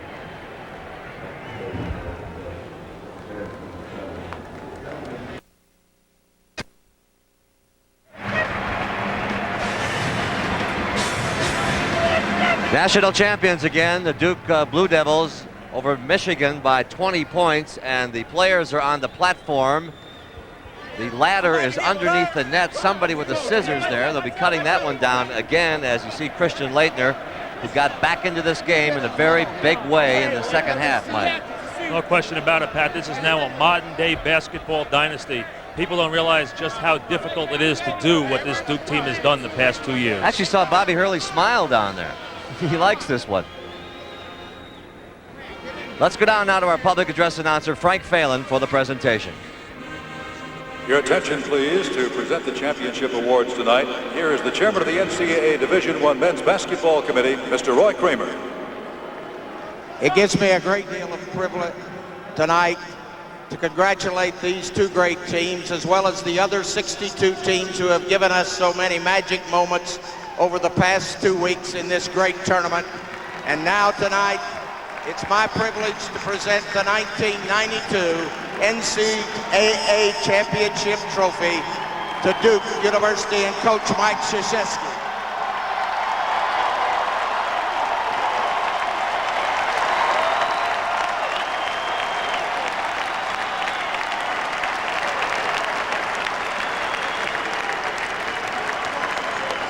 Wait, hold up, guys. Wait, 1 second. Listen, first of all, I want to thank the people of the city of Minneapolis for putting on a great tournament. Secondly, I want to congratulate a great team that came in second, but they had a fantastic season, the Michigan Wolverines.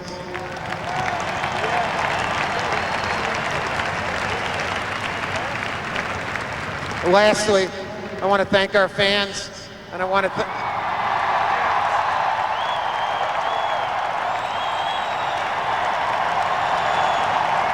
the parents and the families of our kids, and most of all, I want to thank my team for winning this. They've been a great group to go #1 the whole season long, and I'm very, very proud of them. Thank you.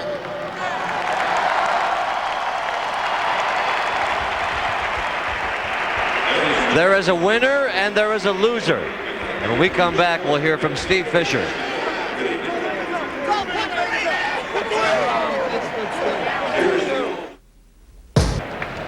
In a situation like this, there is really winning and misery. There is nobody who really loses a game like this. Steve Fisher came up short tonight. James Brown spoke to the coach of the 5 sophomores. All right, Coach, it seemed to be a little difficult finding a flow offensively. Was that more Duke's defense or what you guys just couldn't get going? I think it was Duke. They took us out of any semblance of order, and they made us put the ball to the floor quicker than we wanted to. Our shots, we had some good shots early that we didn't make. That led to them getting conversion baskets and easy opportunities at the other end. And then a great team took a really good team to task down the stretch.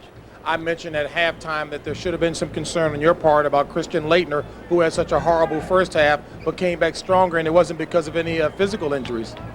Well, we played good defense, James, in the first half. I was really pleased with the way we sunk and filled, and they had 12 turnovers. We got tired, I think, a little bit. Leitner's not going to lie down and not play, and he's a great, great player, and they're a terrific team. My hat's off to them. Your freshmen have said all year, Coach, that you and your staff have helped to educate them and to learn from each game, especially losses. What will you tell them tonight? Well, cry. That's part of it, and feel awful, but be proud of what you've done, and be determined that you're going to learn from this game and set your sights as high next year as what you had this year. And there's a reason for you to be as proud as well, Coach. Congratulations on a good run. Thank you. And it is okay to cry, happiness and sadness. Let's go down to what sounds like a law firm, but really three people are pretty good basketball heads. Nance, Hurley, and Packer, gentlemen. And Hurley is the most valuable player of the tournament. Bobby, how does this one compare to last year? Well, it just keeps getting better each time, and it's just a great feeling that we were able to be so resilient out there. It wasn't the prettiest game, but we got the job done. Bobby, you're the first guy that's admitted to us that you were like running in wet cement. What did it feel like out there? You guys just drained? I think so. I mean, for me personally, 3 halves of basketball, I had my legs, and then the second half, they were just gone. I think it was kind of like that for most of the guys. Well, you're not the MVP. You're the MOP, the most outstanding player. Congratulations. Thank you very much. We'll see you next year, Bobby. Only a junior. And we'll come back and close out our look at the 92 season with our anthem, One Shining Moment, when we come back. You know what? Not just because I'm from South Dakota in the Midwest, but I'm going to miss Minneapolis. We've been here a lot this year, and it's been some couple of weeks, huh? It really has. We tipped the tournament with the question, can anybody beat Duke? There was some anxious moments, especially against Kentucky, but the answer now, a resounding no. I haven't asked this all tournament. Did you have Duke in your bracket? I think everybody did. Pat, you can get rid of this now. You know, it is. Look at mine.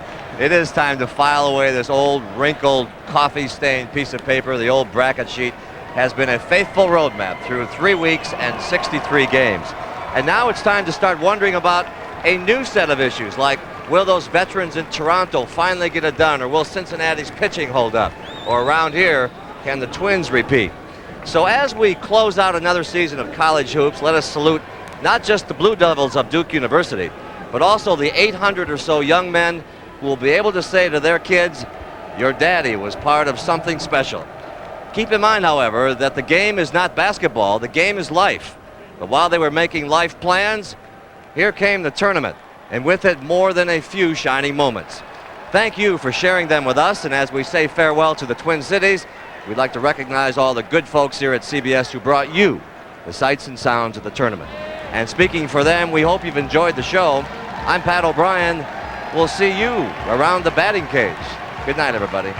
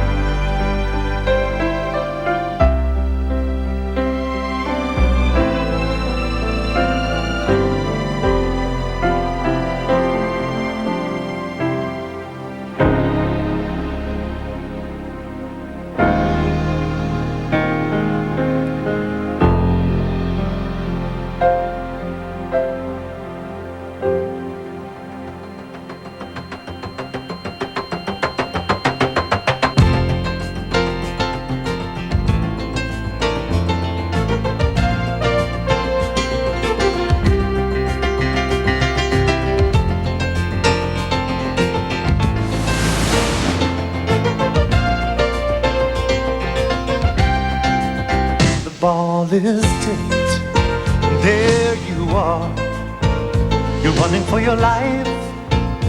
You're a shooting star, and all the years no one knows just how hard you worked, but now it shows. In one shining moment you reach deep inside. One shining moment you knew you were alive. Feel the beat of your heart, feel the wind in your face. It's more than a contest, it's more than a race.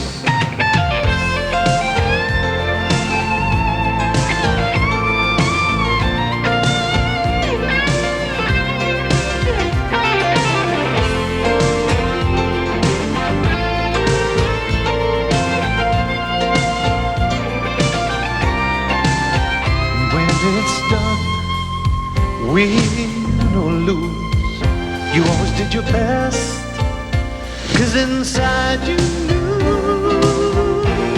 that one shining moment you reach for the sky. One shining moment you knew. One shining moment you were willing to try. One shining moment you knew.